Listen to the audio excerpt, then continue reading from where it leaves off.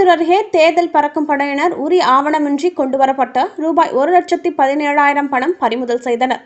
விருதுநகர் மாவட்டம் சாத்தூர் அருகே மடத்துப்பட்டி விளக்கல் வேம்பக்கோட்டை பகுதியைச் சேர்ந்த டாஸ்மாக் ஊழியர் கணேசன் வயது 56 என்பவரிடம் இருந்து ஆவணமின்றி கொண்டுவரப்பட்ட ரூபாய் 1,17,230 ரூபாய் பணம் தேர்தல் நிலை கண்காணிப்பு குழுவினரால் பறிமுதல் செய்யப்பட்டது.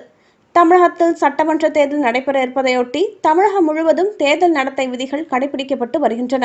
உரிய ஆவணங்களின்றி ரூபாய் 50,000க்கும் அதிகமான தொகை கொண்டு வருவதற்கு தேர்தல் ஆணையம் தடை விதித்துள்ளது.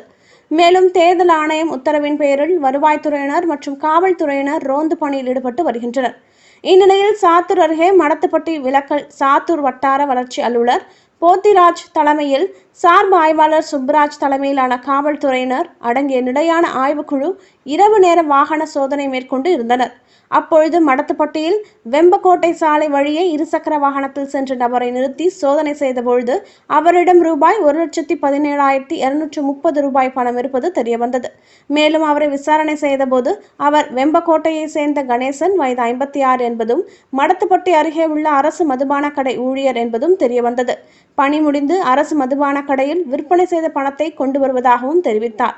எனினும் அதற்கான உரிய ஆவணம் இல்லாத காரணத்தினால் தேர்தல் கண்காணிப்பு படையினர் பறிமுதல் செய்த பணத்தை சாத்தூர் வட்டாட்சியர் அலுவலகத்திற்கு கொண்டு வந்து சாத்தூர் வட்டாட்சியர் மற்றும் தேர்தல் நடத்தும் உதவி ஆய்வாளர் வெங்கடேசனிடம் ஒப்படைத்தனர்.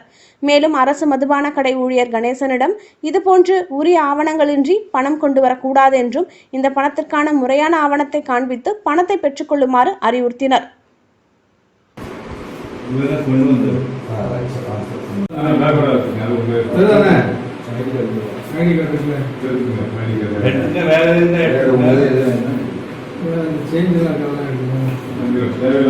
வேற சலாங்க எடுத்துங்க.